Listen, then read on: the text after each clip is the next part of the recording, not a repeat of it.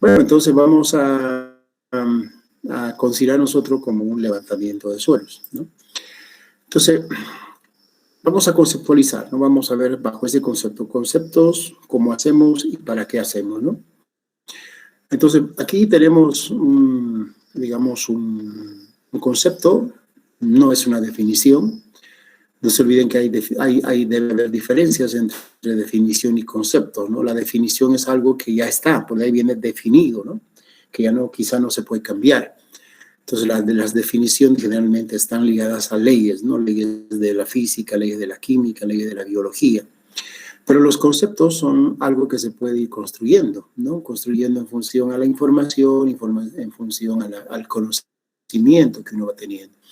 Por lo tanto, esta no es una definición de lo que es un levantamiento, sino es un concepto de lo que es un levantamiento. Acá podemos nosotros, al hacer la lectura de este concepto, pues podemos nosotros rescatar algunas cosas muy importantes, ¿no? Siempre hablando del aspecto técnico, ¿no? Por ejemplo, dice acá un levantamiento de suelos o estudios agroecológicos de suelos incluye una serie de operaciones de campo.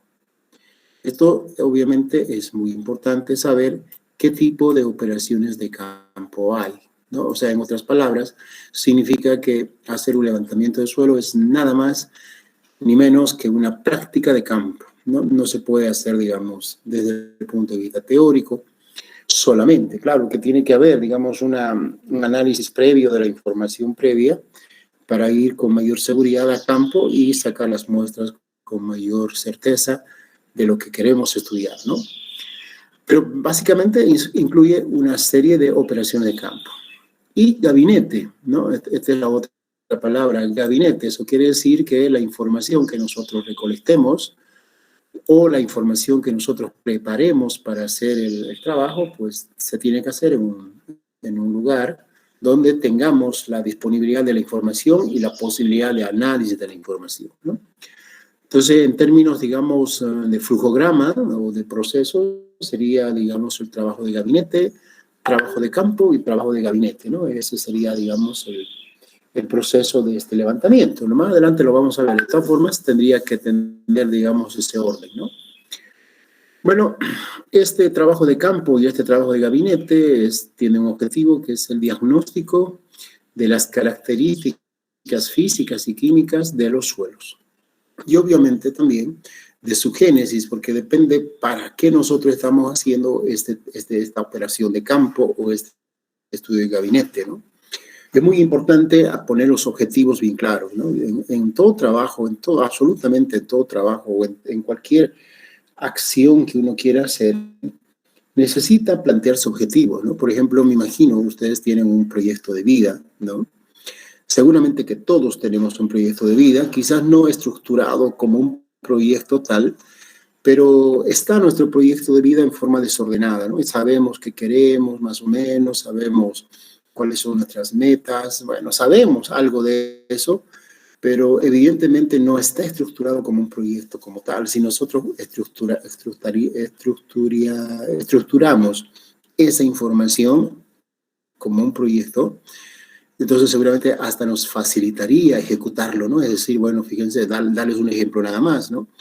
Bueno, un proyecto de vida es tener un título profesional. Perfecto, ¿en qué tiempo? No más de 4 años o 5 máximo. Entonces yo ya estoy poniéndome un alcance de mi proyecto, ¿no? Y entonces tengo que ver si es posible que yo pueda alcanzar en esos 4, qué cosas me pueden dificultar o qué cosas me pueden facilitar, ¿no? Qué cosas yo puedo tenerlo como ventajas y desventajas, qué cosas puedo yo aprovechar. Entonces eso significa conocer la universidad, fíjense las ventajas que nos da la universidad ahora, y bueno, me imagino que por ahora están suspendidas, pero antes y después de la pandemia seguramente que la universidad va a volver a su regularidad y van a ver ustedes que muchos estudiantes pues prácticamente diría yo que reciben mucha colaboración, ¿no? De parte de la universidad porque, por ejemplo, ¿no? Son auxiliares. Por ser auxiliares les dan un salario mínimo quizás, pero bueno, les ayuda bastante. Pues también creo que tienen beca comedor, ¿no? Después tienen algunos beca trabajo. Evidentemente muchos de ellos no necesariamente están relacionados con la parte académica, pero hay la posibilidad de postular a ellos, ¿no? Entonces, para generar un trabajo necesitamos un objetivo, y lo mismo para un levantamiento de suelo, ¿no? Tiene que tener claro cuál es la relación, cuál es el objetivo de este levantamiento, ¿no? Entonces, a nivel de Santa Cruz, por ejemplo, hay un levantamiento de suelos muy importante realizado por este señor Thomas Crocan, ¿no? Es un inglés que en los años 90, 89, 90, 89, no, creo que del 85 al 90, ha estado por Bolivia y ha realizado una caracterización de los suelos de Bolivia, ¿no? Ese señor Thomas Crocan era un funcionario de la misión británica que trabajaba digamos, con lo que es ahora el CIAD, ¿no? Con lo que era el CIAD y ahora sigue siendo el CIAD. Dentro de ahí había una oficina que se llamaba la parte de suelos, y ese señor pues trabajó ahí y levantó toda la información, ¿no es cierto?, referente a los suelos. ¿Cuál era el objetivo de ese levantamiento? Era la clasificación de suelos, nada más, ¿no? Entonces, si ustedes quieren algún dato, ¿no es cierto?, de la formación de los suelos, de la clasificación de los suelos, pues recurran a esa bibliografía, Thomas Crocan, y tiene como título Suelos de Bolivia o Levantamiento o Caracterización de Suelos de Bolivia. Y bueno, ahí ustedes van a ver cuáles son las características físico-químicas de los suelos a nivel Bolivia, ¿no? Y entonces, ese, por ejemplo, es un objetivo, ¿no? Ahora, el otro objetivo muy común es, por ejemplo, levantar el suelo para conocer cuáles son sus potencialidades y limitaciones del suelo, ¿no? Esto deberían hacerlo, por ejemplo, todas las personas que quieren comprar una propiedad agrícola o que quieren alquilar una propiedad agrícola. Entonces, cuando yo quiero comprar una propiedad, ¿no?, entonces uno dice, ¿qué es lo que estoy comprando? ¿No? Igual que cuando uno compra un carro, ¿no? Quiero comprar un carro y me fijo si tiene buen motor, si está, bueno, si es nuevo, claro, tengo que fijarme en la marca, repuestos, si hay, qué ventajas, desventajas económicas, técnicas hay, ¿no? Y si es usado, pucha, tengo que revisar mucho más, ¿no? Si el motor está nuevo, si tiene algún problema de impuestos, qué sé yo, o sea, tengo que tener mayor información. Entonces, lo mismo en los suelos, ¿no? O sea, si yo estoy alquilando un suelo para producir soya, por decirles, entonces tengo que ver cuáles son mis características de ese suelo. ¿Será que yo voy a llegar a producir todo lo que tengo en expectativa? ¿No? O en caso de que sea un suelo nuevo, ¿no es cierto? Eso significa que el suelo está con monte primario o secundario. Mejor si es primario, obviamente, mejor para el suelo, pero malo para el ambiente, ¿no? Entonces ahí significa saber qué es lo que tengo. A pesar de tener monte, resulta que hay dunas de arena, hay áreas de arena o hay áreas de frágil fertilidad, ¿no? Entonces deberíamos tener un levantamiento de suelos para alquilar o para comprar una propiedad agrícola. Las empresas grandes lo hacen, ¿no? Yo personalmente, junto con Agrocónsul, hemos trabajado en varios estudios de suelo para empresas. Lamentablemente, no lo hemos hecho para personas unipersonales, es decir, para los llamados aquí en Santa Cruz pequeños productores, por ejemplo, ¿no? Hicimos un trabajo, por ejemplo, para Serperbol, ¿no? Una empresa de servicios petroleros que tenía que abrir derecho de vía para hacer una explotación, ¿no es cierto? Y ellos querían ver si una vez que hablan derecho de bría y una vez que hagan, digamos, sus campamentos, qué sé yo, esos suelos podían tener algún problema de contaminación y podrían tener recuperación. Porque si no podían hacer eso, entonces ellos iban a recibir una fuerte multa de parte del Ministerio de Medio Ambiente, ¿no? Entonces, el objetivo es muy importante definir. Si no hay objetivo, dice un proverbio chino, no, un proverbio japonés, porque los chinos no, japoneses dicen, ¿no? Si no tienes objetivo, pues cualquier camino te sirve. Si no sabes a dónde estás yendo, cualquier camino te sirve. Agarra cualquier camino y vas a llegar a donde tú quizás nunca esperaste, ¿no? O quizás nunca llegues a donde vos quieres, a donde vos esperas. Pero si tienes un objetivo, vos vas a buscar llegar a donde quieres llegar, ¿no? Entonces, es muy importante en un levantamiento el objetivo. Bueno, esta información que se levanta, ¿no es cierto?, queda registrada en un informe técnico, ¿no? Entonces, este informe técnico es lo que realmente tiene un valor porque ahí está, pues, toda la información que nosotros habíamos relevado, ¿no? Y digamos que este informe, desde un punto de vista laboral, debe tener, ¿no? Debe tener, digamos, una cuestión confidencial, ¿no? Porque tiene un costo, ¿no? Un costo, digamos que para lo que puede servir no es, digamos, muy alto. ¿No? ¿Por qué digo que no puede ser muy alto? Porque si tú tienes una información, entonces puedes prever pérdidas o puedes proyectar ganancias, ¿no? En función a ese dato.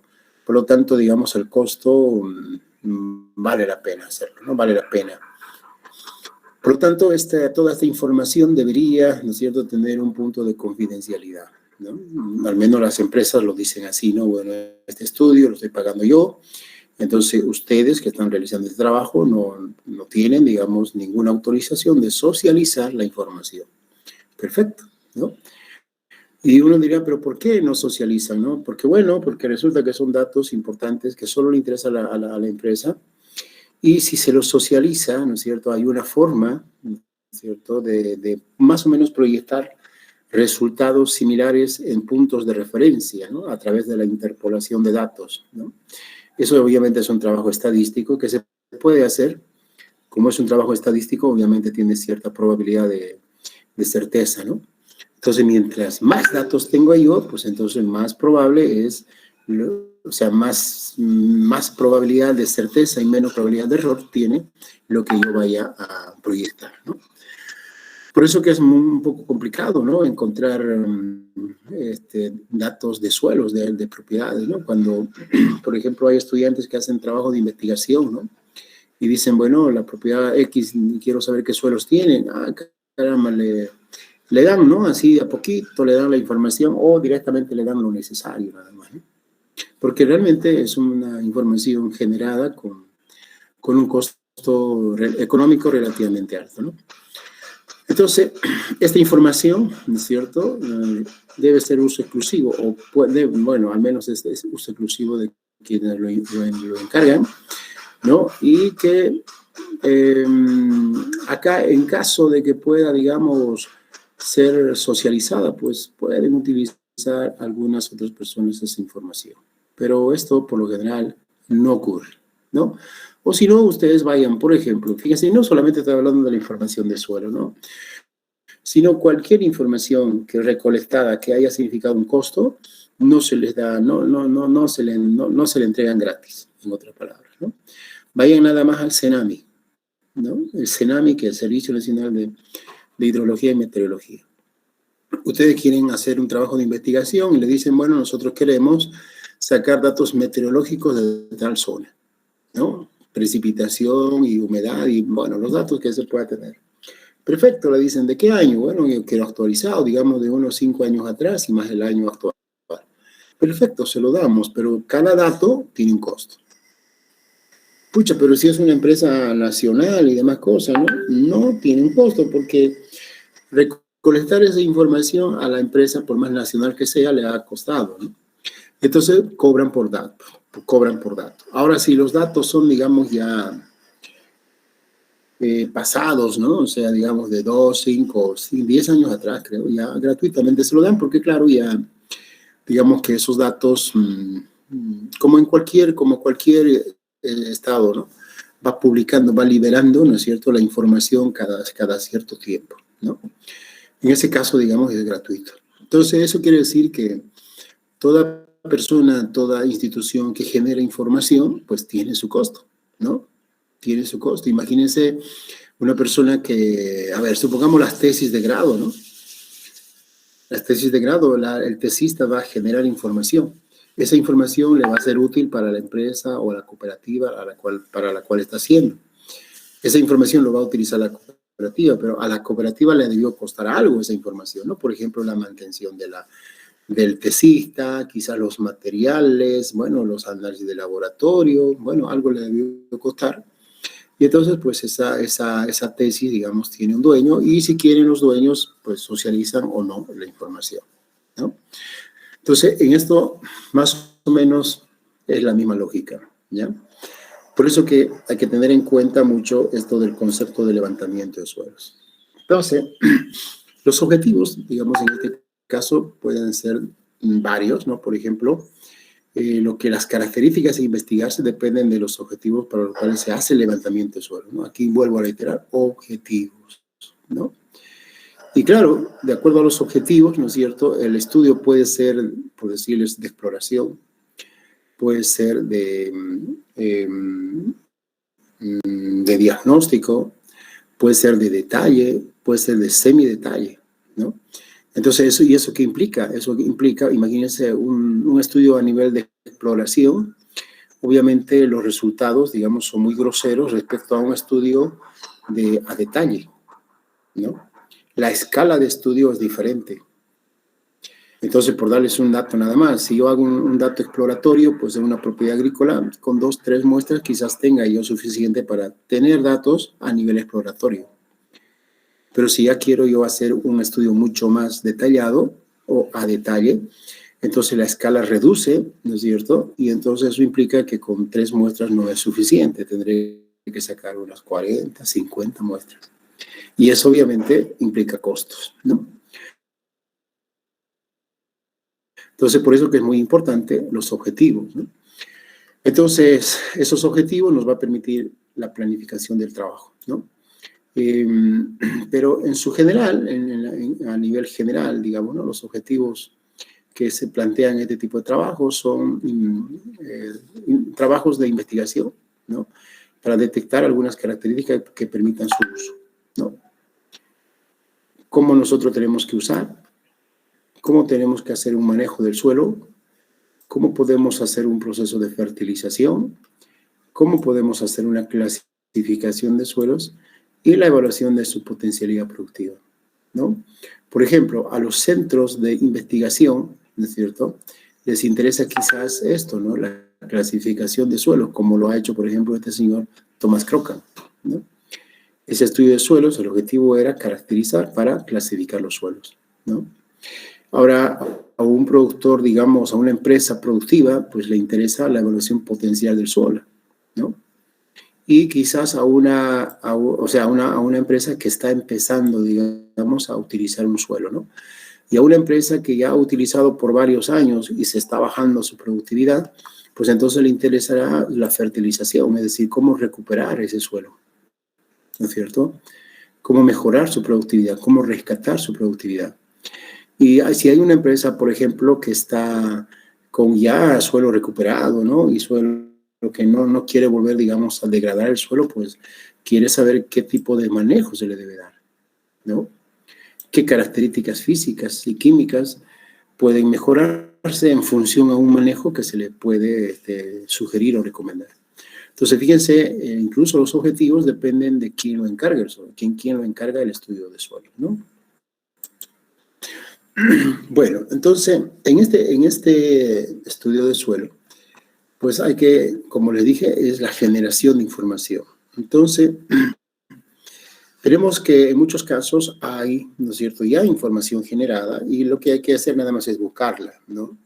Por ejemplo, si el terreno no está saneado, ¿no? Ustedes saben que todo terreno debe estar saneado por el INRA, entonces significa que al propietario, ya sea personal o empresarial, pues le han otorgado un derecho propietario, ¿no? Y en ese derecho propietario está quizás todos estos datos, ¿no? Entonces está las coordenadas geográficas del área, está el lugar, el país, todo esto donde se ubica, está su altitud, están las vías de acceso, están las alternativas de transporte de los productos e insumos, o no así directamente, pero están las alternativas de transporte, cómo se puede llegar al lugar. Están las líneas de energía en caso que existiesen, y están las vías de comunicación. ¿Qué vías de comunicación tiene esa propiedad? ¿O a qué vías de comunicación puede acceder esa propiedad, ¿no? Telégrafo, radio, teléfono, ahora, por ejemplo, internet. En estos tiempos, por ejemplo, el internet es importantísimo a nivel de la ubicación de una propiedad, ¿no? Muchos de los técnicos, pues fíjense, trabajan con la red, ¿no? Ustedes pueden ver aplicaciones en la red, por ejemplo, para evaluar el índice fotosintético, para evaluar las superficies, digamos, del área, de la zona, ¿no? Para dibujar, digamos, el croquis del trabajo. Entonces, pues el Internet en estos casos sí ya se está haciendo una vía de comunicación prácticamente imprescindible, ¿no? En el sector agrícola. Y más aún cuando, ¿no es cierto?, la tecnología que se aplica en algunas propiedades es de alto nivel. Por ejemplo, hablarles nada más de la tecnología de la agricultura de precisión. Esa agricultura de precisión es nada más con puros satélites, ¿no? O sea, tiene que haber información satelital, ¿no? Y claro, si tú tienes información satelital, pues tienes la información de comunicación digamos, a full, ¿no? A full. O sea, la velocidad de Internet en esas propiedades, pues, es realmente una locura, ¿no? Porque ahí no hay, digamos, a través de antena, ¿no? Allá es a través de satélites, ¿no? Entonces, como directamente el contacto llega al dispositivo y va al satélite y va a donde lo va a recibir. No con intermediarios como Vivate, Intel, no, todavía ellos tienen repetidoras, antenas, qué sé yo. Entonces la velocidad es importante, es impresionante en algunas propiedades. Entonces, si nosotros ya tenemos una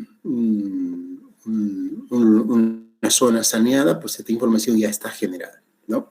Pero hay zonas donde están en proceso de saneamiento, ¿no? No todas, ustedes han debido escuchar por radio que hay muchas propiedades agrícolas que no están, digamos, totalmente saneadas, por eso que tienen problemas con avasallamientos y cosas así. Entonces, todavía, digamos, esta información no es oficial, ¿no? Entonces, nosotros tenemos que generarlo, ¿no?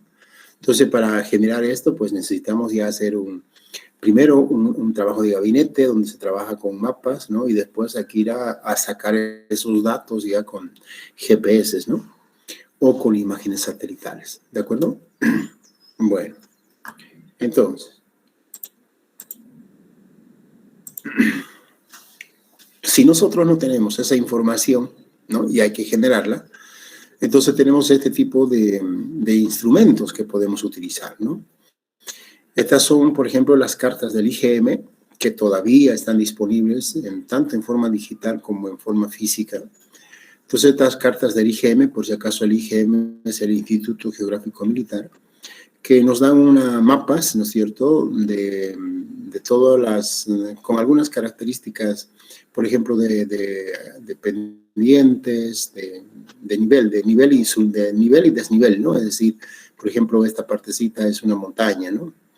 De los ríos, bueno, de la información geográfica, digamos, de la zona, y está a una escala de unos 50.000. Unos 50.000 significa que nosotros con esta información podemos hacer un estudio a semidetalle, ¿no?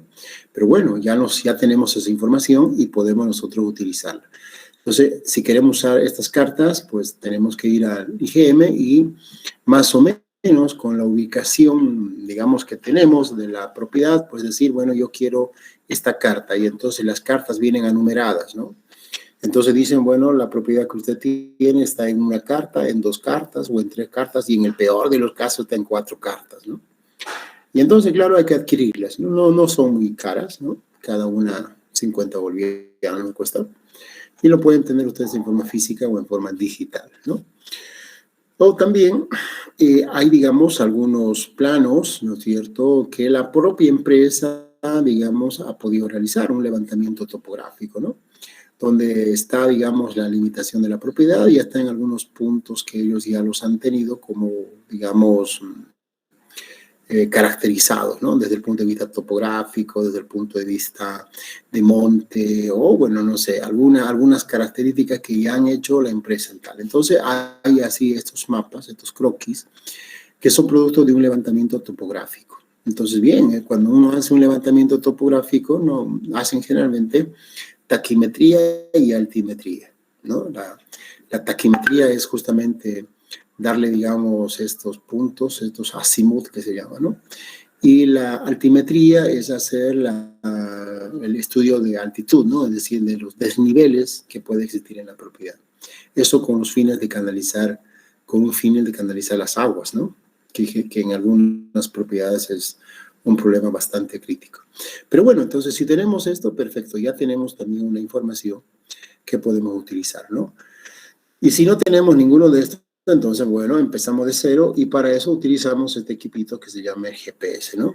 Entonces, este GPS, lo único que hay que hacer es recorrer todo el perímetro de la propiedad e ir sacando puntos georreferenciales de algunos, como llaman aquí,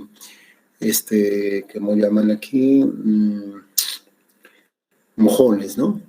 Los mojones significan los puntos de referencia donde está, digamos, limitando la propiedad. Entonces uno va parándose en los mojones y va sacando, digamos, los puntos de georreferencia y con esos puntos de georreferencia pues va trazando estas líneas que vendrían a ser los polígonos, ¿no? O esta otra línea así, digamos, que ya vienen a ser los polígonos, ¿no? Entonces, de tal manera que nosotros generamos ya nuestro mapa, ¿no?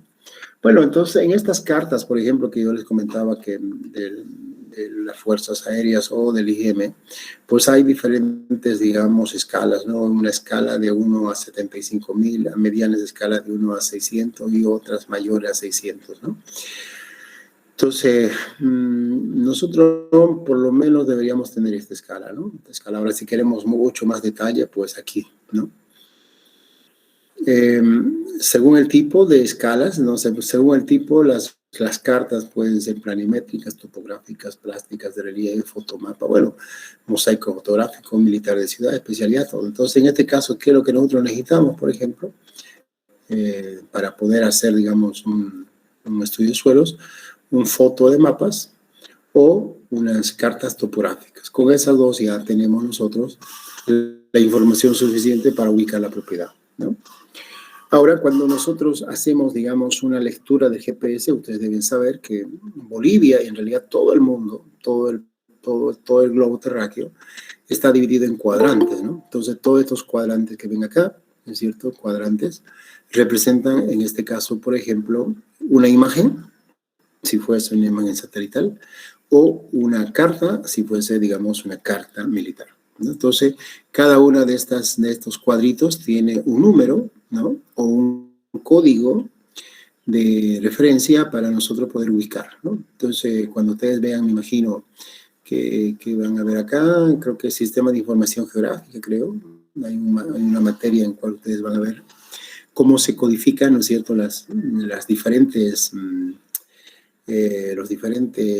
fotografías aéreas o en este caso las fotografías satelitales, las imágenes satelitales, ¿no es cierto? Primero por hemisferio norte y sur y después cada hemisferio norte y sur por este y oeste y después cada uno de ellos individualmente, este, noreste, sudeste, qué sé yo, y así van dividiendo. Entonces cada uno de estos cuadritos tiene un código. Con ese código ustedes pueden acceder a cartas militares o a imágenes satelitales, ¿no? Eso ustedes lo van a ver seguramente en la materia GIS, ¿no? Gestión de Información Geográfica. Bueno, entonces con esas cartas ya nosotros, fíjense, todo Bolivia, en realidad todo el mundo está así cuadriculado, ¿no? Además también que esta cuadrícula ayuda a la navegación, ¿no? Por si acaso, a la navegación aérea. Bueno, entonces una vez que nosotros determinamos en qué zona estamos o en qué cuadrante estamos, entonces ya nosotros podemos amplificar ese cuadrante y tener una imagen de este tipo más o menos, ¿no? Que ya esta es una imagen satelital, ¿no? Entonces esta imagen satelital todavía está a una gran escala porque se pueden ver varias propiedades agrícolas, fíjense, ¿no? Esto es fíjense aquí está, bueno, esto es precisamente Santa Cruz, ¿no? De la ciudad de Santa Cruz. Y aquí está el río Piraí, ¿no? O sea, podemos ver por dónde era el río Piraí, o sea, la cuenca del río Piraí, la parte central de Santa Cruz, bueno, ¿no? Entonces uno puede ver cualquier información, ¿no? Ahora, estos colores que ustedes ven acá, ¿no es cierto? No son colores reales, ¿no? En las imágenes satelitales esto se llama falso color, ¿no? Que representa obviamente una escala de colores, representa una característica de lo que está reflejando esta imagen. Entonces, normalmente los colores van en una escala RBG, ¿no? RBG. RBG está relacionado al rojo, al azul y al verde, ¿no? En inglés, obviamente, ¿no? Red, blue, green, ¿no? Entonces, esa es la escala RBG y sus combinaciones, ¿no? Esas son ustedes saben que el rojo, el azul y el verde son los colores básicos, y en base a eso se combina colores y se sacan, pues, una escala de colores, ¿no? Entonces, cuando uno hace esto, por ejemplo, uno dice, ¿y nosotros le podemos poner cada color? Sí. Nosotros, las imágenes satelitales vienen con un falso color y nosotros podemos hacer una reclasificación de esos colores. Obviamente que en este caso con aplicaciones, ¿no?, informáticas. En este caso se utiliza el ERDAS, es un paquete estadístico, o también el ARGIS, o también el QGIS, ¿no? Entonces, y hay otros más, creo, pero yo manejo 2 de ellos y debe haber otros más, pero yo, por ejemplo, manejo el QGIS y el ERDAS, ¿no? Y entonces con eso uno va haciendo la clasificación de los suelos, ¿no? Entonces imagínense que esto es una propiedad, entonces decimos aquí, a ver, en esta propiedad, si esta fuese una propiedad, pues aquí nosotros podemos ver diferentes tonalidades de verdes, por ejemplo, ¿no? Aquí hay un verde oscuro, un verde claro y un verde mucho más claro. ¿Qué significaría eso? Eso significaría que hay 3 tipos de suelos diferentes, ¿no? Lo mismo sucede con estos colores cafés, ¿no? Hay un color café oscuro, un café más claro y hasta unos más amarillos, más o menos amarillos, ¿no? Entonces eso significa, por ejemplo, diferentes tipos de suelos. Y lo mismo tenemos aquí con estos colores que en realidad parecen, en este caso, zonas bajas, es decir, zonas donde se acumulan agua, ¿no? O sea, aquí podemos tener incluso una visualización de planimetría. Entonces, imagínense si esto es una propiedad, pues, pucha, nosotros tenemos, digamos, aquí tendríamos que poner una escala de colores y saber cuántos tipos de suelos geomorfológicos hay, ¿no? Entonces, cuántos colores de tipo verde, cuántos colores de tipo café o grisáceos, qué sé yo. Y entonces, de acuerdo al detalle del estudio, nosotros podemos ir agrupando esto, ¿no? Y quedar solamente en 3 colores, ¿no? Color, digamos, verde oscuro, verde claro y café, nada más. Y tenemos 3 colores, ¿no? Entonces, las aplicaciones que se utiliza, pues incluso nos dan una valoración estadística, es decir, si este es el área, ¿cuál es el porcentaje de este tipo de suelo, digamos, de este color verde? ¿Qué porcentaje del suelo tiene esas características? ¿Qué porcentaje del suelo tiene estas características de color verde clarito, ¿no? Entonces, nosotros podemos llegar a decir el 60, 70, 40, 20% del suelo de esa zona tiene estas características. Pero fíjense, esos resultados estamos haciendo en base a lo que es una interpretación de suelos con imágenes satelitales, ¿no? Eso es lo que yo estoy diciendo, ¿no? 30% de ese tipo de suelo de color verde, por ahora todavía no sabemos qué es. Sabemos que este suelo de acá, ¿no es cierto? Supongamos, ¿no? Que sabemos que este suelo de acá es diferente a este otro suelo, ¿no? Sabemos, por lo menos las imágenes nos lo muestran así. Ahora, claro, eso hay que ir a verificar. Y entonces ahí ya viene la práctica de campo, ¿no? La práctica de campo. Entonces, eso viene a ser, digamos, un trabajo de gabinete, ¿no? Un trabajo de gabinete que es la fotointerpretación, se llama así. Bueno, después tenemos que utilizar otros datos, ¿no? Los datos climatológicos. No se olviden que los datos climatológicos, el clima en general, ¿no es cierto? Es la parte es como un factor formador del suelo, ¿no? Entonces, pues conocer cuáles son las condiciones climáticas del lugar que vamos a levantar, pues es muy importante, ¿no? Entonces ahí tenemos en algunos casos, en algunos lugares, esto que se llaman estaciones meteorológicas, ¿no?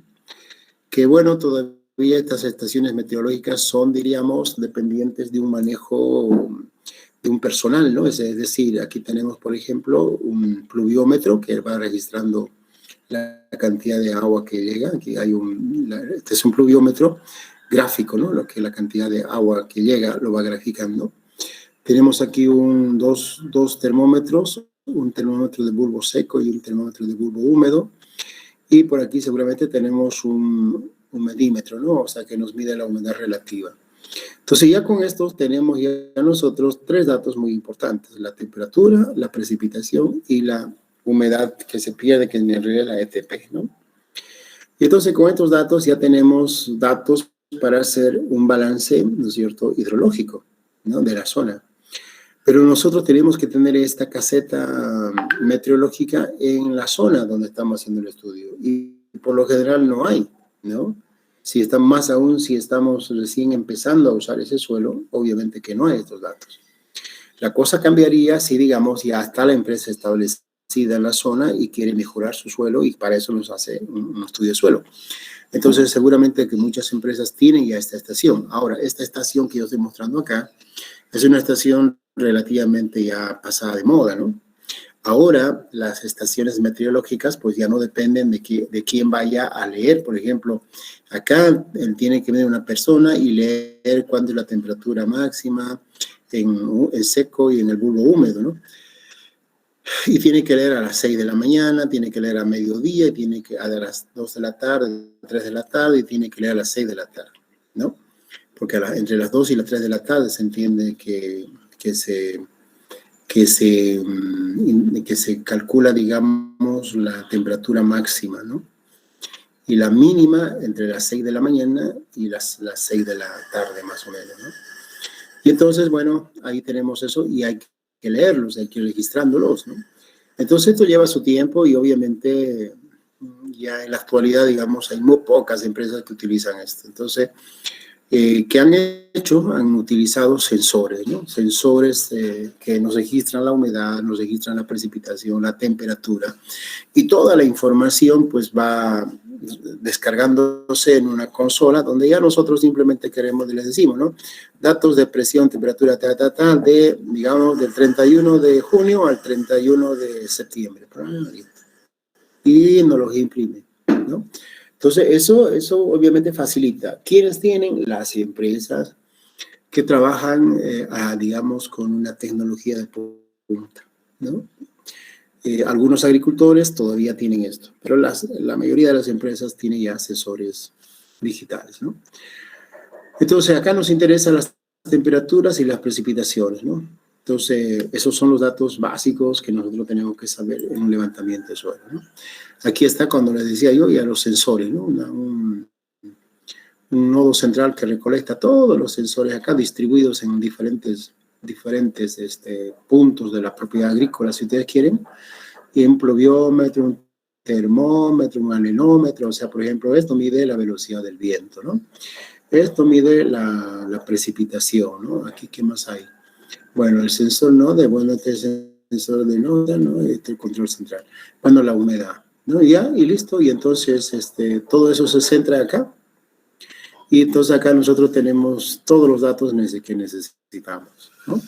Por ejemplo, nosotros en la empresa ya, cuando queremos hacer la fertilización, tenemos que ver que posiblemente llueva, porque se echa el fertilizante y si no llueve, la planta no lo asimila. Entonces, más o menos con esos datos se puede proyectar incluso cuáles son las probables lluvias, ¿no? En la zona y en qué lote, más o menos. Entonces, en tal lote es muy probable que llueva, perfecto, aplicamos, ¿no? Entonces, en tal no va a llover, entonces no hay necesidad todavía de aplicar.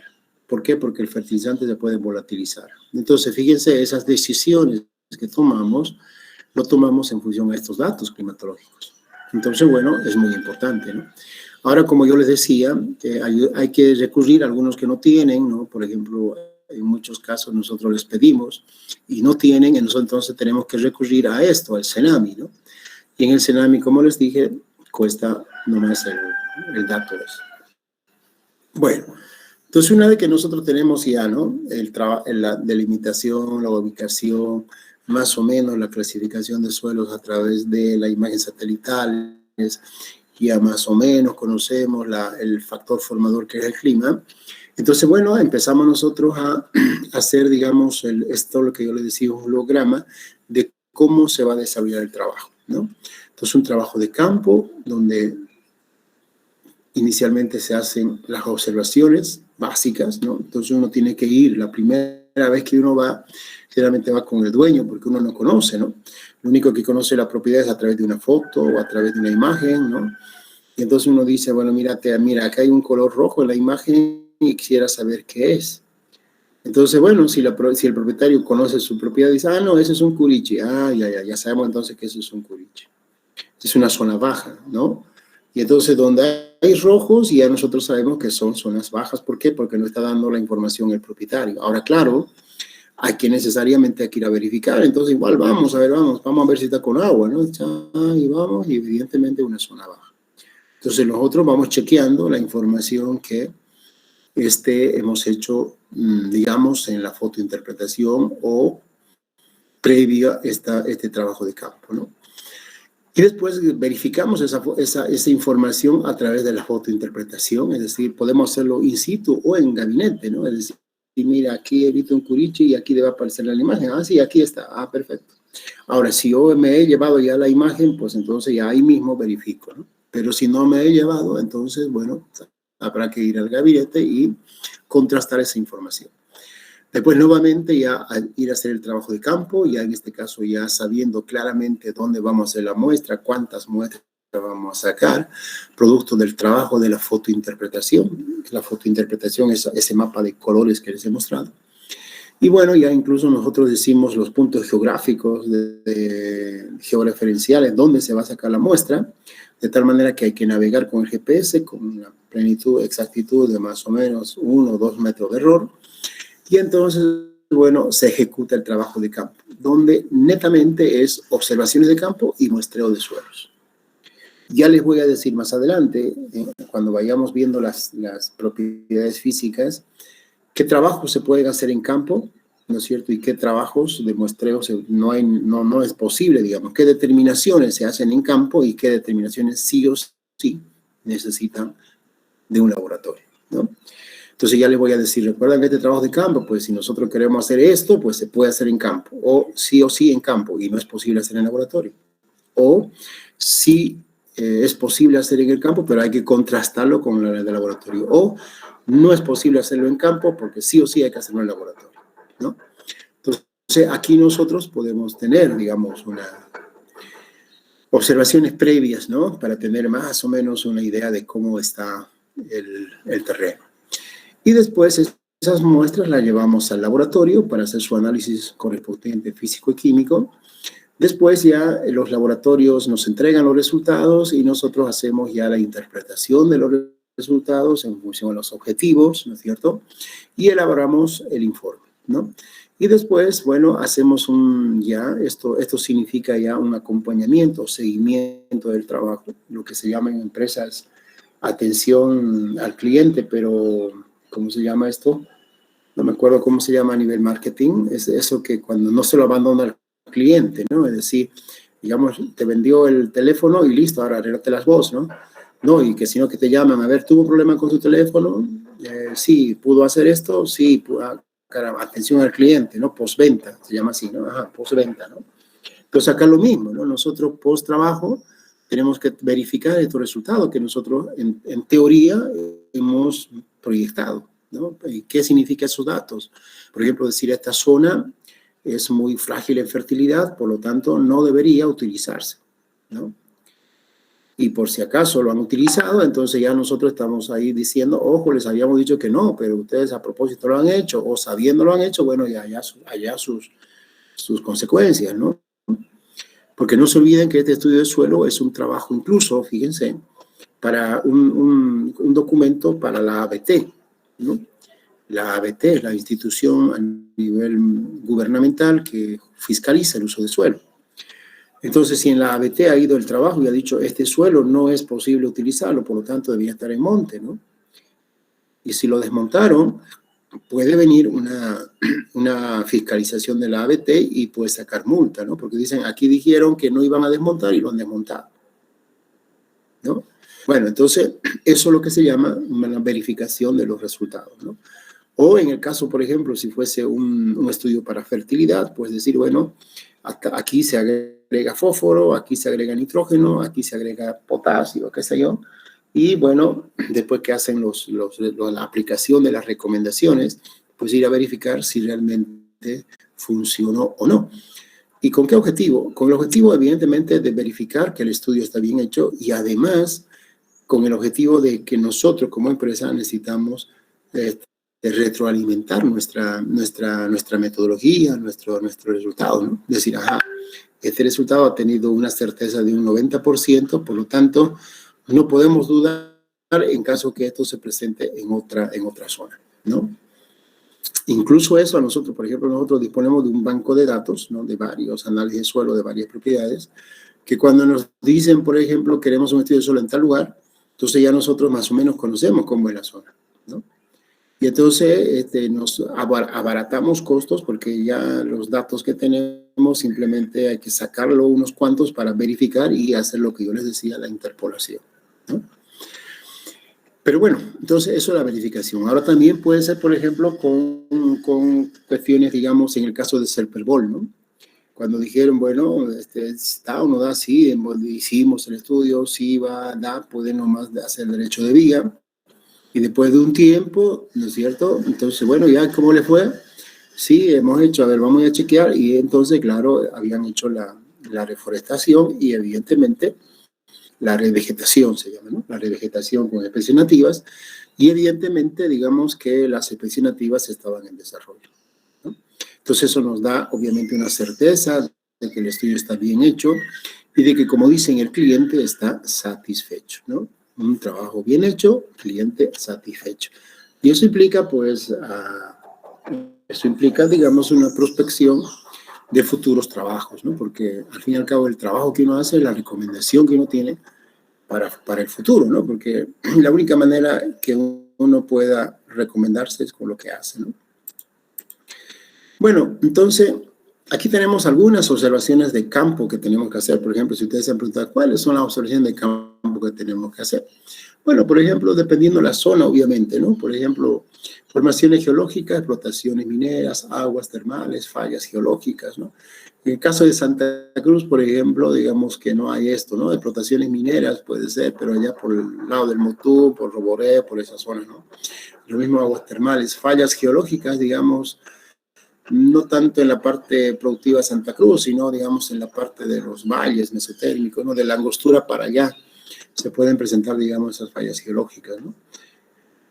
Cordilleras, lagos, ríos, lomas, pantanos, hay en algunas zonas, ¿no? Relieve en general, fuente de suministro de agua, ¿no? Entonces, bueno, tenemos esta zona, por ejemplo, típica en Santa Cruz y estas zonas típicas, digamos, en los valles, ¿no? Entonces, claro, las observaciones en ambas zonas son diferentes, ¿no? Los datos que sacamos son distintos, ¿no?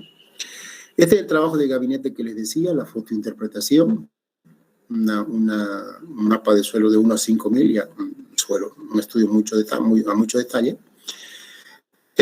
Aquí tenemos nosotros las fotointerpretaciones que pueden ser, fíjense, el trabajo de la fotointerpretación se puede hacer a partir de fotografías pancromáticas. Pancromáticas significa fotografías grises, ¿no? Que anteriormente se utilizaba y todavía en algunos casos se puede utilizar, y que la fotointerpretación que se hace con estas fotografías pancromáticas son con lentes tridimensionales, ¿no? O sea, no es, digamos, con una fotointerpretación digital, ¿no? Sino que hay que hacer una fotointerpretación con periscópica se llama. O sea, son lentes que a uno le permiten visualizar en 3D, ¿no? Y entonces aquí se ve, por ejemplo, suelos en 3D y ahí uno va marcando con lápices de cera las diferentes zonas parecidas al mismo nivel que existen, ¿no? Se utiliza no tanto, ¿no? Pero, digamos, se podría utilizar. Pero si no tenemos otra opción, bueno, ¿no? Pero ya con la digitalización, todo eso, pues directamente nos vamos a imágenes de satélite, ¿no? Esta es lo que más se utiliza, ¿no? Para hacer la fotointerpretación. Ahora se están sustituyendo estas imágenes satelitales, porque no se olviden que las imágenes satelitales tienen una escala muy grande, es decir, un pixelado se llama, ¿no? Un píxel es un cuadradito, un puntito, ¿no? Que, digamos, si la propiedad está, digamos, a una escala muy pequeña, nosotros tenemos que introducirlo como un zoom, ¿no? En la fotografía.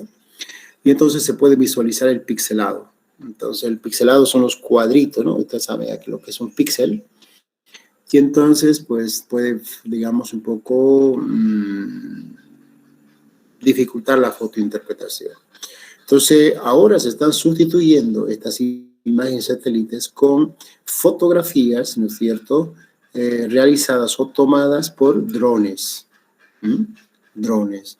Entonces, bueno, en este caso había que comprar un dron, ¿no? Un Phantom 4 mínimo, para que el dron vuele en un plan de vuelo, ¿no? Hay que programarlo eso. Y pues con eso ya nosotros sacamos imágenes a una altura que uno quiera, ¿no? Por ejemplo, qué sé yo, a unos 4 o 5 metros, muy detallado, ¿no? Incluso uno ve el bicho que puede haber ahí, ¿no? bueno, ¿no? Se están sustituyendo, ¿no? Ese tipo de imágenes. Claro que para el estudio de suelo no puede ser a una altura de 5 metros, ¿no? A 5 metros es para hacer un diagnóstico de la sanidad del cultivo. Para estudio de suelo generalmente lo levantamos a unos por lo menos 50 metros, ¿no? Para tener un panorama mucho más amplio de los suelos. Entonces, esa es la fotointerpretación que se hace. Y tenemos este tipo de resultados, ¿no? Cuando hacemos la fotointerpretación ya tenemos esto lo que se llama mapa de suelos. Por ejemplo, aquí tenemos 3 tipos de suelos, ¿no es cierto? Y cuando ya tenemos los 3 tipos de suelos, pues nosotros podemos aquí, ¿no es cierto?, planificar la cantidad de muestras, ¿no? Por ejemplo, aquí tenemos una cantidad de muestras por cada tipo de suelo. Aquí otra cantidad de muestras, aquí otra cantidad de muestras, aquí otra. Entonces ustedes se preguntan y dicen, ¿y cómo saber cuántas muestras sacar en función ¿no? O sea, cuántas muestras sacan, o en otra palabra, porque aquí 4, ¿no es cierto? 4 y 4, y acá un montón de muestras, ¿no? Pues eso está nada más en función al tipo de estudio que estamos haciendo, ¿no? Si queremos hacer un suelo, digamos, de exploración, o como le decía, o semidetalle, lo que diferencia es la escala. ¿Y qué es la escala? Es el número de muestras, ¿no? Y ustedes saben que eso en estadística es muy importante. Si yo saco un promedio a partir de un dato, en realidad no es un promedio, simplemente es un dato, ¿no? Ahora, si tengo 2 datos, promedio, ya sería más o menos un dato intermedio. Y no sería tan confiable, ¿no? Y si saco de 3, de 4, de 5, de 10, de 100, ya entonces el promedio es mucho más confiable, ¿no? Eso ya es cuestión estadística. Y entonces, con un criterio estadístico, es que nosotros podemos determinar el número de muestras por cada zona y obviamente también los objetivos del estudio, ¿no? Porque no se olviden que cada muestra representa un costo. En laboratorio, ¿no es cierto?, una muestra completa de análisis de suelo está alrededor de unos 400 bolivianos, ¿no? Entonces, imagínense, 10 muestras, ya estamos hablando de 4.000 bolivianos. 100 muestras, ya, ¿no? Entonces, hay que tener mucho cuidado en elegir la cantidad de muestras, ¿no? Porque después su trabajo puede ser muy elevado en costos, que incluso, pues, en muchos casos, cuando te ofertan ese costo, puede no aceptarse. O en otros casos, la utilidad del trabajo, digamos, no es muy grande, ¿no? Entonces, sin castigar la eficiencia, la calidad del estudio, pues se tiene que balancear eso, ¿no? En la parte económica. Bueno, y también tenemos nosotros aquí ya ese mapa de suelo donde se puede llegar a hacer esto. Bueno, cuatro suelos, por lo tanto ya sabemos que los 4 pueden tener un determinado número de muestras. Eso es el resultado de la fotointerpretación. Ya una vez yendo al trabajo de campo, ¿no? Tenemos acá, por ejemplo, observación de campo para ajustar punto de muestreo. Es decir, ¿qué quiere decir para ajustar punto de muestreo? Esto significa para ver si los muestreos, digamos, en el punto A y en el punto, digamos, el muestreo 1 con el muestreo 10, digamos, ¿no? Aparentemente son iguales, pero para ver, digamos, cómo los podemos ajustar, ¿no? Es decir, para ver cuál es el grado de diferencia. Entonces se puede hacer este tipo de determinaciones, ¿no? Color de suelo, humedad del suelo, altura, tipo de vegetación, qué sé. Entonces, las muestras que tienen el mismo color de suelo, por ejemplo, se entiende que deben tener las mismas características. Por ejemplo, en contenido de materia orgánica, ¿no? Digamos que los suelos que tienen una humedad, digamos, de suelo, una cantidad similar de humedad de suelo, significa que deberían tener características de texturas similares, ¿no? ¿Me entienden? Entonces, con estos parámetros es que se puede ajustar los diferentes puntos de muestreo, ¿ya? Y bueno, observaciones, ¿cuáles son las observaciones de campo en la superficie al momento del muestreo? Pues un microrrelieve, es decir, donde yo estoy haciendo el muestreo, tengo que fijarme si el suelo es plano o si tiene un microrrelieve. Es muy difícil ver el microrrelieve porque realmente si uno está en monte, pues todos los árboles lo ve casi en línea, ¿no? Entonces tiene que recorrer un poquito para ver, sí, aquí hay un poco de bajadita, otro allá, otro. En realidad, si uno quisiera hacer un dato exacto, tendría que hacer con un levantamiento topográfico, ¿no? Pero ahora, como yo les digo, como ya están sustituidos con el dron, entonces uno tira un vuelo de dron, ¿no es cierto? Y el dron tiene una imagen que a partir de una aplicación uno puede sacar una aplicación de niveles, ¿no? O sea, decir, zonas bajas, zonas altas, lo hace, ¿no? O sea, ya con los equipos a disponibilidad, pues los trabajos son mucho más rápidos y mucho más precisos, ¿no? Antes había que andar, digamos, ¿no? Por lo menos 100 metros del punto de 50 metros del punto de muestreo, a ver si es plano o si hay alguna caída, si hay ¿cómo se llama? Cañadas, se llaman allá. Entonces, ver si había eso, ¿no? Pendientes, presencia de sales, condición de las plantas, proximidad de cordones, todo eso son suelos, observación de campo. Entonces, esto para hacerlo había que recorrer. Ahora no, ustedes se paran en el lugar donde están, levantan vuelo y recorren unos 100 metros a la redonda y listo, sacan toda la información y después ya lo analizan con una aplicación, ¿no? Bueno, ahora, una vez que nosotros hacemos ya todo eso, entonces ya empezamos a hacer el muestreo de análisis. Aquí sí no es posible utilizar ningún dron, nada. Aquí sí es sí o sí la participación del técnico. Y entonces hay muestras superficiales o muestras de perfiles o pruebas adicionales que se tienen que hacer, ¿no?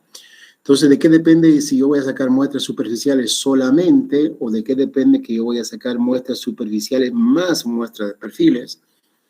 Eso está dependiendo del objetivo del estudio, ¿no? No se olviden que el objetivo del estudio nos delimita el alcance del trabajo, ¿no? Entonces, muestras superficiales significa del acaparable, es decir, de 0 a 20 centímetros, ¿no? Nada más, o mayor máximo hasta 30 centímetros.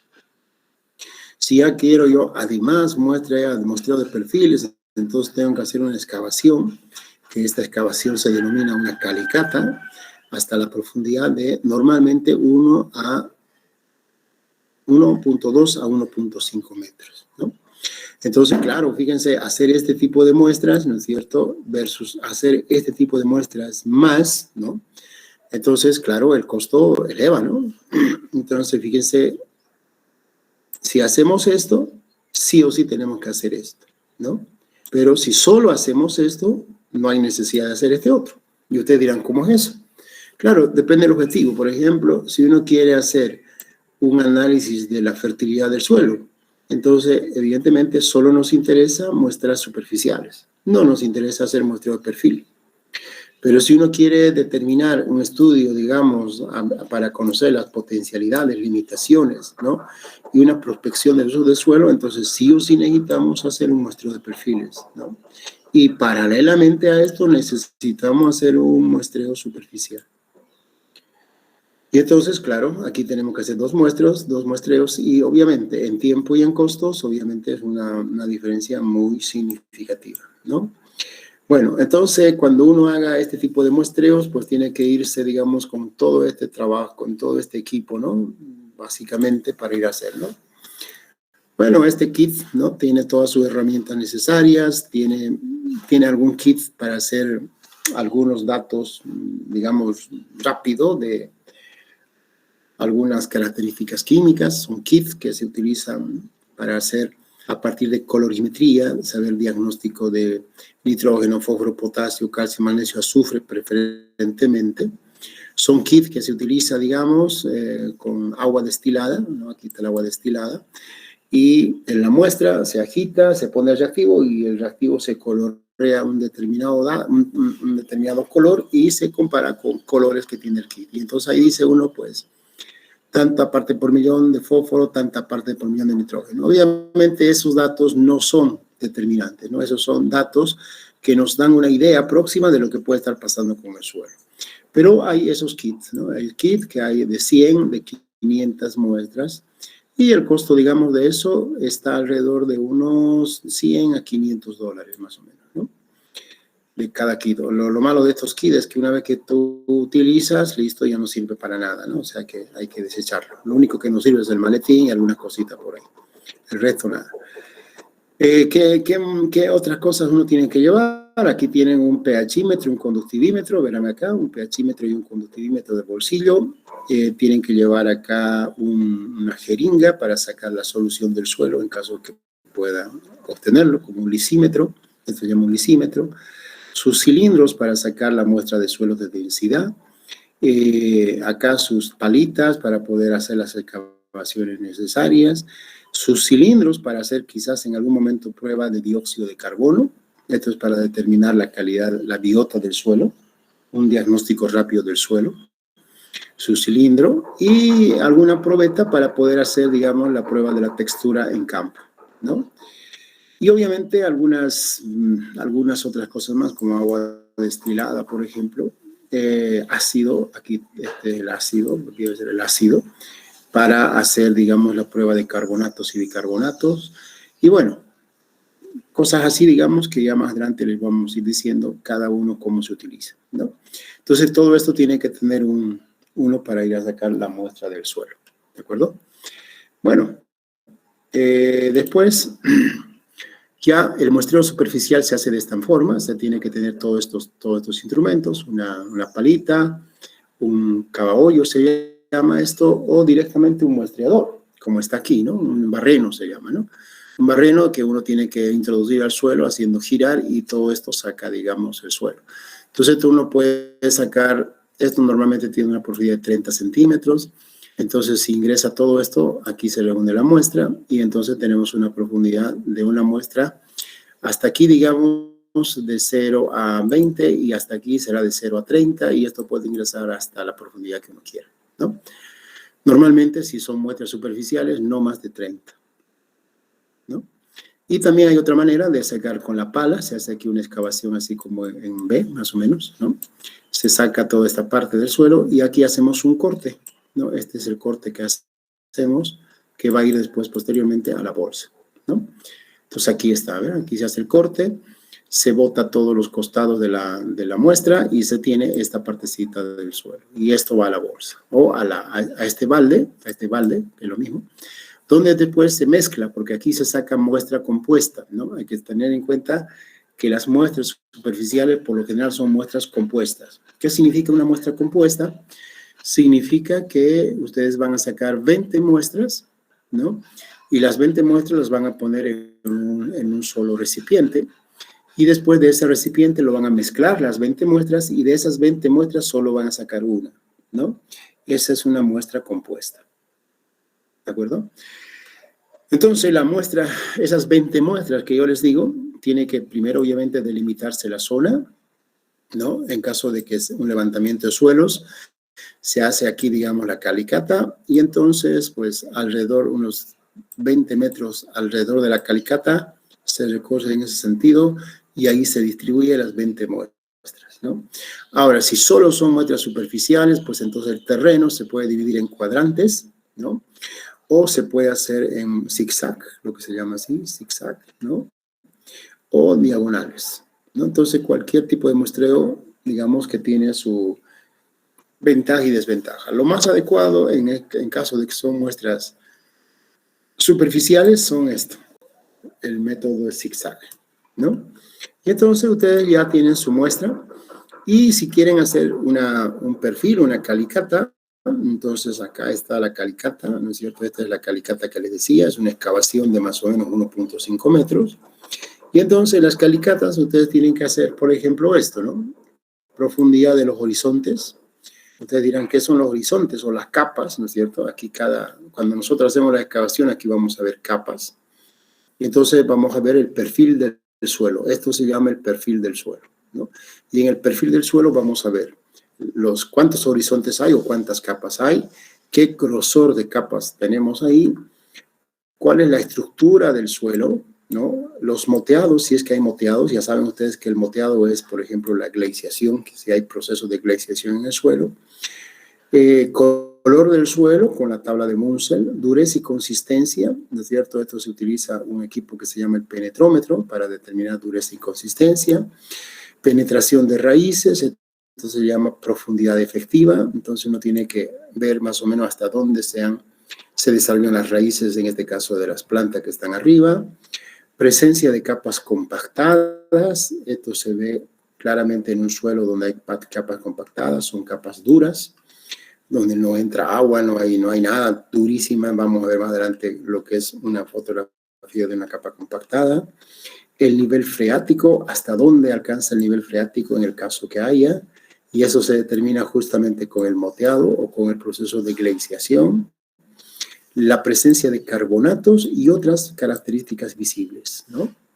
Entonces, esto básicamente es cuando uno levanta un muestreo en un perfil del suelo, ¿no? Entonces hay que meterse ahí abajo y fíjense que es muy importante utilizar guantes, ¿no? ¿Con qué objetivo los guantes? Los guantes, fíjense ahí, por ejemplo, hay una humedad tremenda y claro, cuando uno se mete adentro, empieza a transpirar una barbaridad y las manos y el cuerpo en realidad transpira y fíjense que estamos sacando nosotros muestras, ¿no? Y si yo tengo la mano sudosa, entonces agarro la muestra y no se olviden que la mano sudosa, pues hay sales, ¿no? Y entonces yo puedo estar cargando sales a la muestra, cosa que cuando yo lo llevo a la muestra, al análisis, puede darme un tremendo valor en la conductividad eléctrica y estoy llegando a una conclusión de que el suelo es salino o potencialmente salino. Y no es así, sino es un producto simplemente de un mal manejo de la muestra, ¿no?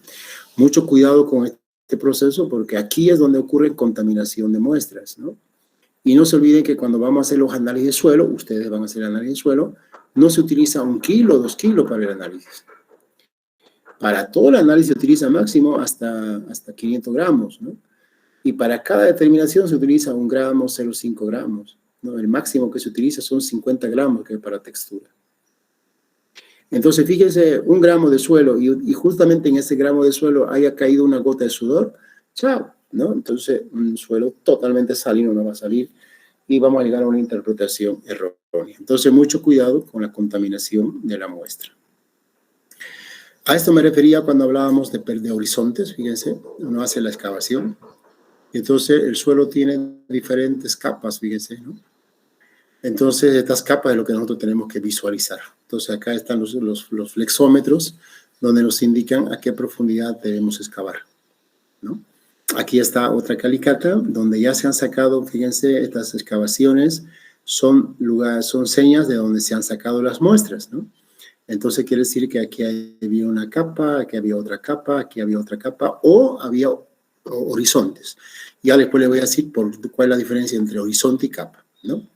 Entonces, de ahí se sacó las muestras para hacer su análisis y otras muestras para hacer seguramente la densidad o en otros lugares donde se hace la prueba de penetración con el penetrómetro, ¿no? Para determinar resistencia. Y entonces, estos horizontes que ven aquí en las fotografías, pues más o menos se los dibuja así, ¿no? Con líneas, ¿no? Se los va separando, se los va, digamos, identificando, ¿no? Y bueno, por ejemplo, en este caso, tenemos 1, 2, 3, 4 horizontes, ¿no? Y acá yo, por ejemplo, podría decir que hay 1, 2, 3, 4 capas. Y ustedes dirán, ¿y por qué llama aquí horizonte y aquí capa? Pues que en estas zonas, este suelo, por ejemplo, es un suelo aluvial, ¿no? Se ha formado con materiales aluviales. Entonces, eso quiere decir que estos suelos han generado, digamos, se han ido generando por la acumulación de material. ¿Y esto por qué llamo horizontes? Porque estos horizontes se han formado por la meteorización física, química y biológica del material parental, es decir, de la roca madre. Entonces, aquí tenemos la roca madre, ¿no? Y entonces esta roca madre ha dado lugar a estos horizontes. Entonces, fíjense la diferencia cuando uno nombra horizonte o capa. Y entonces, bueno, ahí es lo que se hace las calicatas, ¿no? Bueno, una vez que se sacan las muestras, se las embolsa, se pone una etiqueta bien clara con datos como, por ejemplo, quién ha muestreado, a qué perfil corresponde la muestra, la georreferencia, la cantidad de muestra que se recolecta y la fecha de muestreo y algunas otras características. Y se lo embolsa y se lo lleva al laboratorio. Esta etiqueta es un dato, pero súper valioso. No, súper valioso, que si se pierde esta etiqueta o nada más, fíjese, se humedece, chao, la información. No vamos a ver a quién corresponde esta muestra, ¿no? Entonces, esta etiqueta tiene que estar protegida con doble bolsa, ¿no? Doble bolsa. Las muestras generalmente están húmedas, por lo tanto, uno embolsa la muestra en una bolsa y una segunda bolsa y ahí entra la etiqueta. entre las bolsas, ¿no? No pueden poner ustedes la etiqueta acá dentro del suelo porque se humedece la etiqueta porque esto es un papel y entonces la información que está aquí se puede borrar. Ha ocurrido.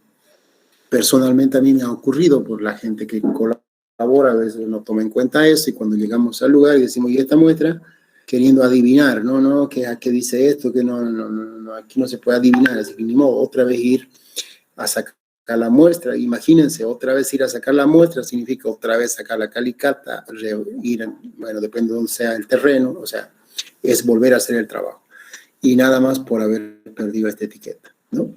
Y si queremos hacer prueba de campo, entonces hay que llevar el material adecuado, ¿no? Por ejemplo, esto aquí se está haciendo la prueba de campo de bicarbonatos.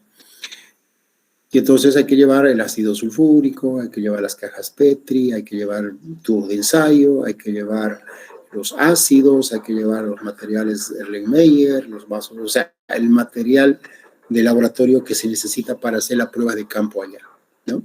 Si no tenemos este material, mejor no hacer porque seguramente vamos a, con seguridad, tener una contaminación del suelo o un dato mal realizado, ¿no? Y bueno, una vez que las muestras llegan al laboratorio, estas muestras tienen que ser preparadas. Fíjense, aquí están secadas al aire. Esto es una cosa clave para sacar la muestra.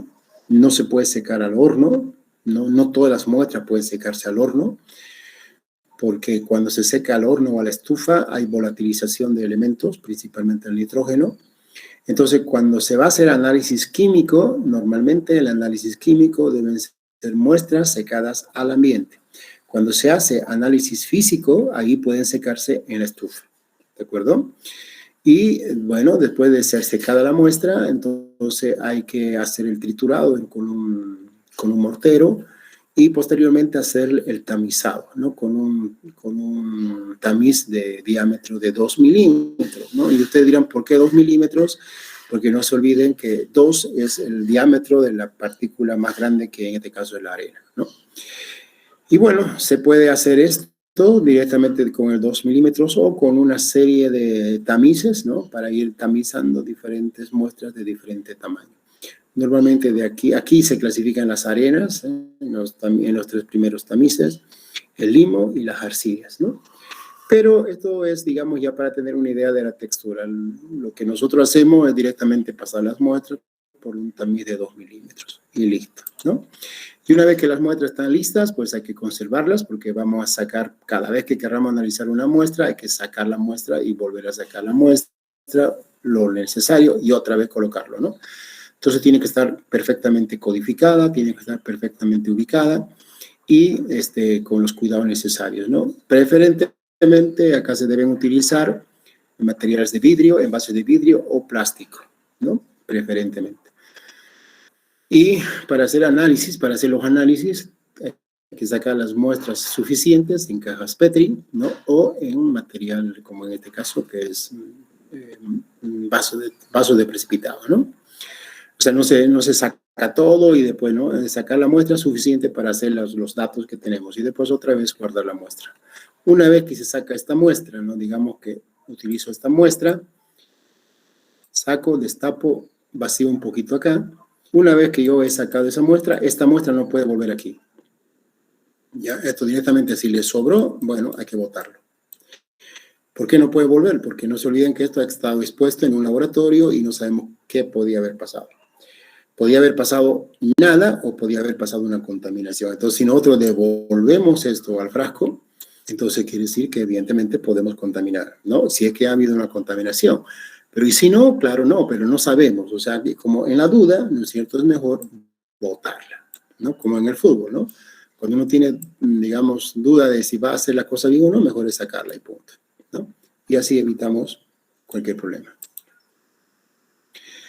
Y bueno, y empezamos el análisis de laboratorio, que me imagino esto ustedes van a empezar a hacer con la señorita Alicia. Y después ya hacen todos los análisis de laboratorio. Yo les voy a decir cómo se hace algunos laboratorios en algunas determinaciones que vamos a ir viendo. Y después vamos a ver cómo se hace su interpretación de suelo, ¿no? De las diferentes características, ¿no? Y una vez que tenemos los análisis de suelo, pues con esos análisis de suelo elaboramos un informe final. Por, obviamente, capítulo, ¿no? Granulometría, pH, conductividad y todas las características que se van sacando en el suelo. Y bueno, y con eso ya nosotros pues ya tenemos nuestro informe del levantamiento de suelos, ¿no? Bueno, esa, por ejemplo, esta es la idea este es el alcance del laboratorio que ustedes tienen que tener, ¿no? Entonces, si hacen todos los análisis de las muestras que van a sacar, pues tendrían que terminar en esto, ¿no? En un informe de suelos. Bueno, no sé si les gustó, qué les pareció esta información, pero esto es lo que hacemos y bueno, es importante como primer paso. No sé si tiene alguna consulta.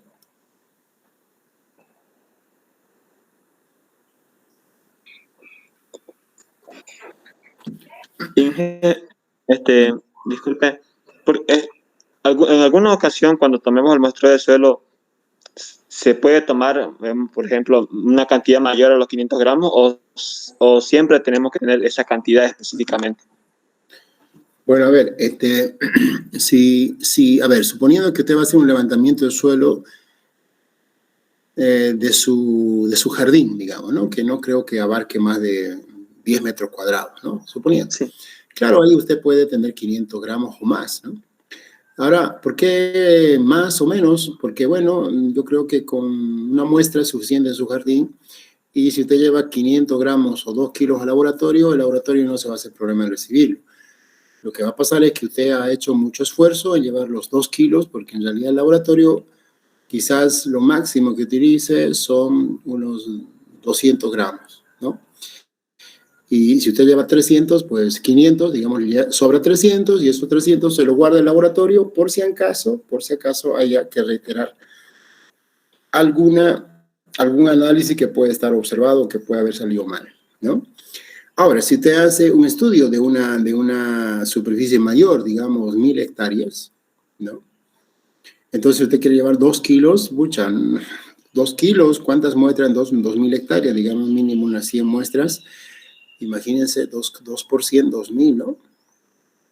O sea, 2 kilos. Sí, pucha, entonces va a llevar toda una tonelada de suelo, ¿no? No tiene sentido.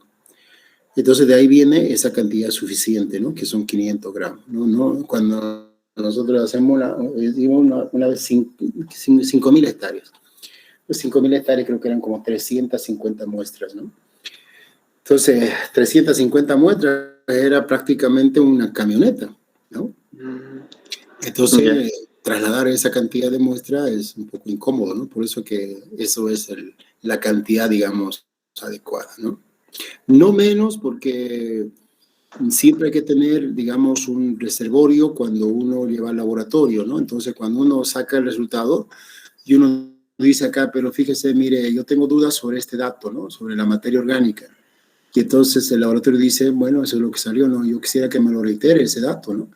Entonces, bueno, el laboratorio lo vuelve a hacer, entonces tiene que tener muestra para poder volver a hacer, ¿no? Si, imagínense, si no tiene muestra, dice, bueno, ya no podemos hacer porque no hay muestra, ¿no? O en el peor caso, cuando a veces hay personas que, por ejemplo, nosotros llevamos a 3 laboratorios las muestras, ¿no? Cuando, depende de la seriedad del estudio, obviamente. Entonces llevamos a 3 muestras, a 3 laboratorios, llevamos al laboratorio de ciencias agrícolas, al CIAD y al JICA. Y entonces los 3 laboratorios nos tienen que dar no resultados iguales, ¿no? Sino similares desde el punto de vista estadístico. Entonces, cuando nosotros vemos resultados que no tienen coincidencia estadística, entonces vamos y le decimos al laboratorio, mire, fíjese, este dato me parece que está mal, ¿no? Entonces el laboratorio pues tiene la certeza de decir, bueno, sí, parece que sí, no, pero salió eso. Entonces nosotros decimos, pero ¿lo puede revisar? Claro, lo revisamos, perfecto. Entonces, ¿cómo es eso del revisor? Si sale el mismo resultado, entonces nosotros tenemos que pagar el dato, porque están ratificando su resultado. Pero si sale diferente a lo que nosotros creemos, entonces ellos tienen que asumir el costo, porque ellos se han equivocado. No, nos están dando un dato equivocado que nosotros lo hemos observado y cuando ellos han vuelto a hacer el análisis han ratificado que se han equivocado. Entonces ahí ellos corren el costo. Eso es normalmente en un laboratorio. Los que yo les menciono hacen eso, ¿no? El problema es que muchos no conocen eso y entonces reciben los análisis confiando en que evidentemente los análisis son certeros, ¿no? En realidad deberían serlos, ¿no? Pero nosotros llevamos, por ejemplo, a tres laboratorios cuando digamos, el cliente es muy exigente y además nosotros queremos tener certeza en los resultados, ¿no? Pero si no, pues, digamos, llevamos a uno solo y contrastamos variables y en función a la contrastación de variables podemos también identificar qué dato no está, digamos, dentro de lo normal, ¿no? Pero eso ya se hace con la interpretación de datos. Y para eso hay que tener muestra y por eso que es 500 lo que técnicamente se debería llevar. Listo, muchas gracias. Bueno, ¿alguna otra pregunta más? Buenas tardes, ingeniero. A mí no me quedó muy claro el estudio a detalle, a semidetalle y la profundidad efectiva, si me pudiera explicar. Ya, a ver, la diferencia entre un estudio a detalle y semidetalle es la escala en la cual se saca las muestras o la escala en la cual se hace el estudio, ¿no? En el caso de la muestra está directamente diferenciado por el número de muestras, ¿no? Un estudio a detalle y semidetalle, por ejemplo, la escala es 1 a 100.000 y 1 a 50.000. Fíjense el doble de la escala, ¿no? O sea, el doble, ¿no? De 1 a 50.000 a 1 a 100.000. Entonces, hacer una fotointerpretación en una escala de 1 a 50.000 y hacer la fotointerpretación en una escala de 1 a 100.000, entonces ya automáticamente el número de muestras cambia. Y entonces, dependiendo el número de suelos, el tipo de suelo, digamos, en el 1 a 50.000 puede haber 50 y en el otro puede significarte unos 150 muestras o 120 o 80, pero más de 50. Y entonces, claro, ¿por qué te da esa diferencia? Porque el otro está sacando con mayor detalle. O sea, digamos, con mayor precisión, en otras palabras, ¿no? El error de los datos que tú puedes tener es prácticamente lo más mínimo que se puede cometer. ¿Hay error? Evidentemente hay error, pero cuando se hace un estudio a detalle, el error es menor que un estudio a semidetalle, ¿no? Entonces, la escala la diferencia. Y también, obviamente, el costo y la escala de la clasificación de los suelos, ¿no? Ahora, cuando decimos profundidad efectiva, es la profundidad a donde se puede encontrar la mayor cantidad de raíces, ¿no? Esa es la profundidad efectiva. Se llama efectiva porque es hasta ahí donde entran las raíces y hasta ahí es el volumen de suelo explorado de donde las raíces van a sacar todos los nutrientes del suelo. Y entonces ese dato es muy importante porque si los suelos están con una profundidad efectiva baja, es decir, poco profundo, entonces quiere decir que hay un problema en eso. Hay un problema que está limitando el desarrollo de las raíces. ¿Qué es? Bueno, ahí ya tendríamos que ver si es compactación, si es, normalmente es compactación o nivel freático. ¿Cuál de los dos es? ¿No? O algún problema de algún elemento que está generando cierta toxicidad. Eso es la profundidad efectiva. Entonces, la profundidad puede variar de 20, 30, 40, 50 centímetros, ¿no? No hay, digamos, un dato exacto para decir, esta es la profundidad efectiva. Bueno, ¿alguna otra consulta? Bueno, no habiendo más, entonces creo que podemos dejar hasta aquí la clase. Ya la próxima, ya vamos a ir detallando cada una de estas características que vamos a ir analizando. Ya cómo se hace la textura, las propiedades físicas y después las propiedades químicas, ¿de acuerdo? Bueno, enseguida yo se lo voy a pasar esta diapositiva. Digo, no puedo pasarlos. Le va a pasar a Alicia, les va a pasar esta clase y para que ustedes lo tengan ya en su carpeta, ¿de acuerdo? Listo. Bueno, si no hay más preguntas, entonces agradecerles por estar en clases y espero que esta información les haya sido útil, ¿ya? Nos veremos el próximo viernes. Hasta luego, jóvenes. Listo, gracias.